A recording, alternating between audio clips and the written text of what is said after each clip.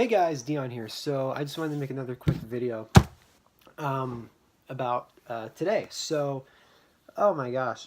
Again, so you can watch my previous video, but I'm not going to really repeat a whole lot. But um, I think I will repeat a little bit about the end part of it and how it tied into something that that really was important to me. So um, basically, at the end, Salim and I were doing a giveaway for one of our signs. That it was the "It's okay to be white" sign. It looked like a fourth grader drew it. So I mean, it was great because there was this high school kid, actually a pair of high school kids that came out to the University of Washington today, and they they wanted to hear us speak because they've been seeing our videos, and I've been like that's so cool.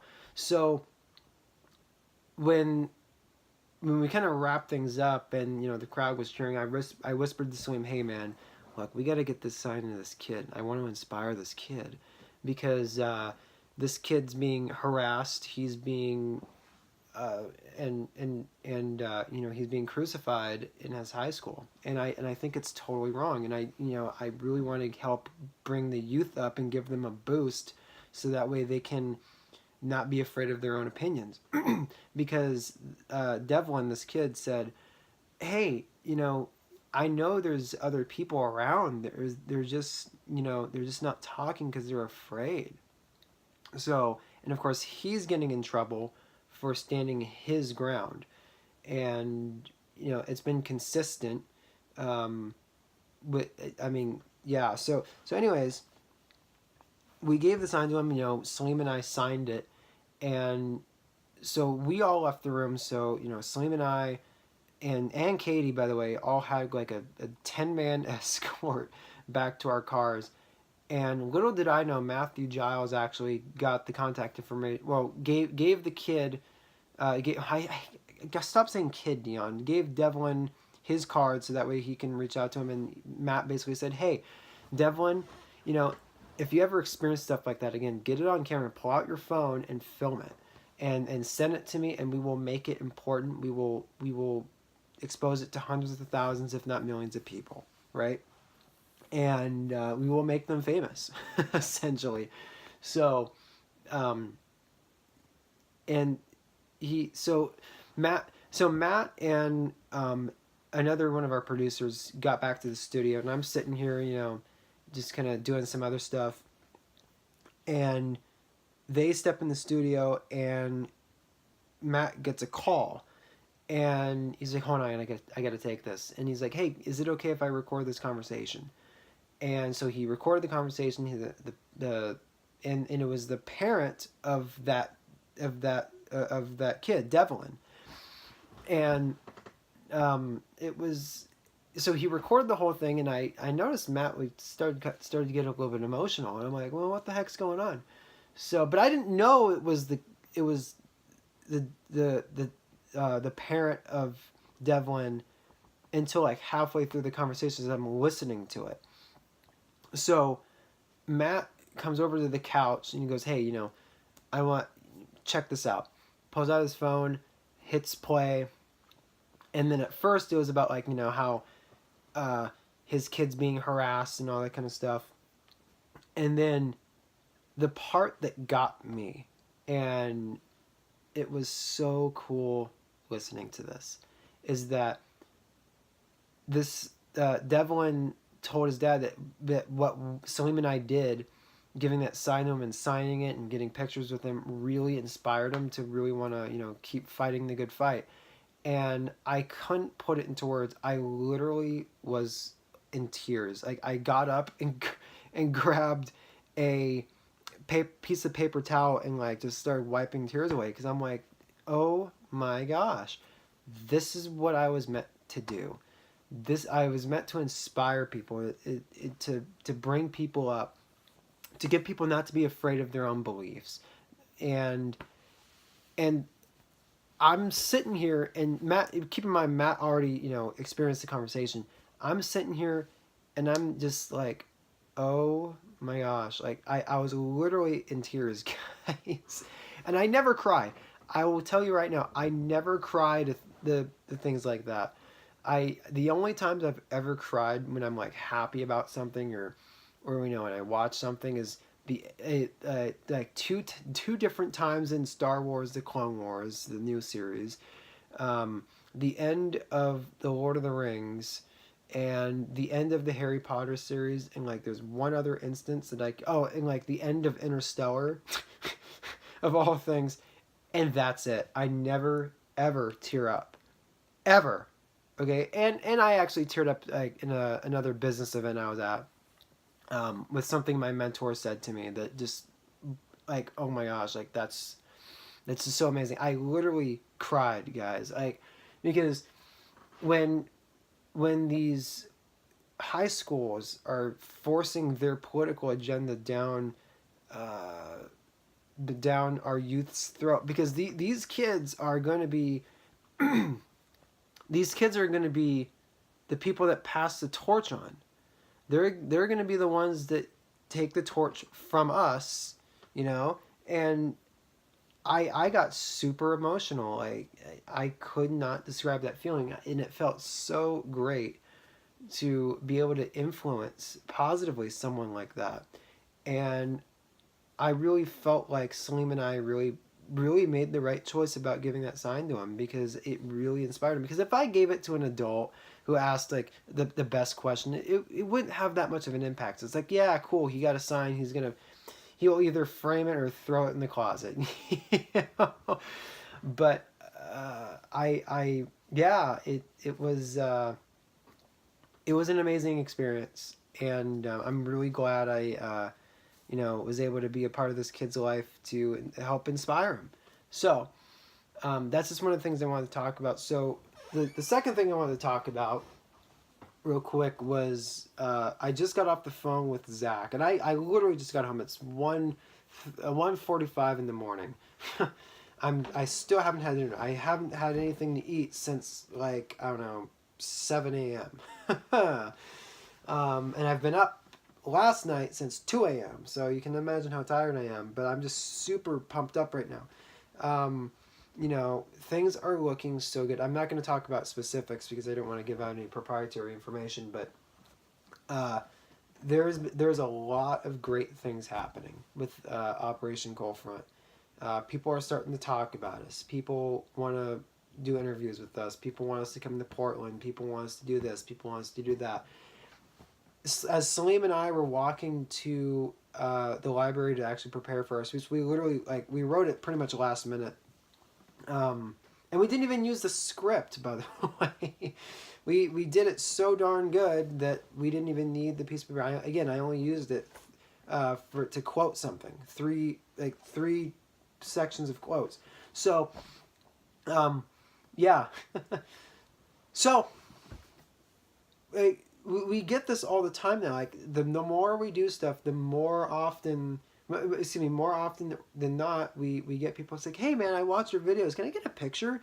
And I will say that when I first started with Operation Coldfront, as soon as Salim's like, hey man, you know, let's be, you know, I want you to be a co-host, I was just for like the fame and the money, right? You know, it's kind of like how all things are. Like, okay, yeah, it's just money, fame, or influence, power, whatever it was. I wasn't really interested in power. I was more interested in influence, money, and fame, right? And now, like, I over time I started to realize what the mission was, right? And we actually talked about that in the speech. It's like, I realized what the mission is, because it to me it's so incredibly important that that we do this kind of stuff, because who else is going to? If not me, then who? If not Salim, then who? So things are looking so great, and I couldn't be more proud of Zach. I couldn't be more proud of Salim, Matt, our production team, and it's just so great, because I feel like we have positive influence. More people in Seattle are coming out. I really truly believe that. And to every naysayer out there, I will tell you this right now. To every naysayer that says, "Well, you can't turn Seattle red," I will tell you that even if we don't, we're going to try better than you have ever tried anything in your life. Because I am, again, I'm not trying to be braggadocious. I'm not trying to boast about myself. I'm one of the best individuals out in Seattle that anybody has ever met, because I'm helping start a movement. Salim is helping to start a movement, and nobody else will do it. And we're the ones doing it. Operation Cold Front, the production team, and everybody else who works with us, Salim and I, excuse me, and Salim and I are the only ones that are going to do it. And to all the naysayers out there, screw you too. And we're going to prove you wrong. And we're going to prove you wrong so hardcore, because there are so many more conservatives out there. There are so many more people out there than you think that are so sick of the stupid bullcrap. They are literally so sick of it. And yeah, man, I cannot wait for things to to until like just to do some of the stuff that we're we have planned. And yeah, so anyways, yeah, I just got off the phone with Zach. That's kind of what we talked about. You know, and people literally want us to do like meetup events and like MAGA parties and stuff like that. So I mean it's and that's just kind of on the surface level of things that I can talk about. But yeah, man, it's great. And again, when we were walking back to Katie's car, it was, first of all, it was super cool to have like 7 to 10 people just follow us back to our car to protect us. That's pretty freaking cool. But aside from that, it was just like, people have your back. And, if you're conservative out there, I really hope you're listening to this. Even if you're a liberal, it doesn't matter. You're not alone in the fight. And yeah, so regarding the arrest, that's another thing that Zach and I talked about. So we got an Antifa member arrested. Justice has been served, but it's only a start. But it's going to get so much better, I guarantee you, because Zach was telling me like there's 5 things that could have that really bad could have happened. And he was listing them off the top of his head. He goes, well, they could have gassed the room or tear gassed the room or whatever. They could have blocked the door and set the room on fire. They could have done this. They could have done this and that. I'm just like, dude, like I didn't even think about the other 5 things. Like all I could think about was 2 of the 5 things. Like those other 3 things I didn't even think about. And so I mean, we had one big ass dude watching the one door, and it was crazy. So it was kind of an eye opener, because Zach just is like, dude, like we acted so fast, and one of the people that actually ran after the Antifa member were those high school kids, and that really made me proud, because he was willing to defend someone he didn't even know, or people that he didn't even know, because it's bigger than him, it's bigger than me, it's bigger than Salim, it's about this country. So I was so proud, and gosh, and so but Salim and I did not go out of the room. Like we stayed in the room, and there was like a bunch of people still in the room, and again, I've never seen Chevy run so fast. It was amazing. He must do sprint and track at the same time. I'm just like, dude, like how do you one moment he was there, next gone. But Zach was telling me that when they got the Antifa guy, Zach detained him and basically put his hands behind his back and stuff like that. There was about 20 Antifa members, according to him, about 20. I'm not sure if we got this on film or not, from one of our production team people. There was about 20 Antifa, and that's when he realized, oh boy, that could have turned out really, really bad. But luckily, him, Chevy, and about 18, 20, other people reacted fast. And I mean, they reacted within like 3 seconds of hearing that chain going around that door handle. And yeah, man, it was insane. So that was another thing that Zach and I talked about, and I realized, wow, there was about 20 of them out there. Like they were supposed to show up early. Whatever the hell happened to that? Jerry Savage or Jerry Bear the Savage, was supposed to show up. Yeah. So, anyways, that was just kind of like off the top of my head. I'm still kind of in that adrenaline mode, which is why I'm probably not even close to being tired. I've been going for 15 minutes straight off the top of my head. So, with that, you can follow me on Twitter, Instagram, and Snapchat at The Real Dose of Dion. You can also subscribe, hit that bell notification if you want to hear more of my kind of behind the scenes, afterthoughts, before thoughts, stuff like that. This video probably won't be released. I mean, you're not going to know until I release it. But this video probably won't be released until maybe like a day or so after June 3rd, or, day or so from now, which is June 3rd, or technically June 4th now it's 2 a.m.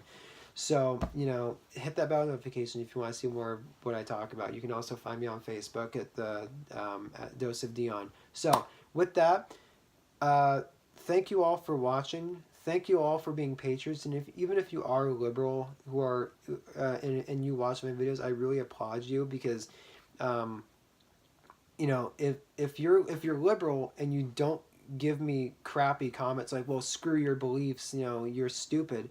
Because I know there's some people that watch my videos and Operation Cold Front videos that are liberal but don't say those kind of things. And those are the kind of liberals that I respect. Those are the only liberals that I respect now. And they're willing to have they're willing to listen, right? And those are the kind of people I respect. So I respect you guys. I respect my conservative following. And yeah, so anyways, hope you're all doing well. And I'll talk to you guys soon. Cheers.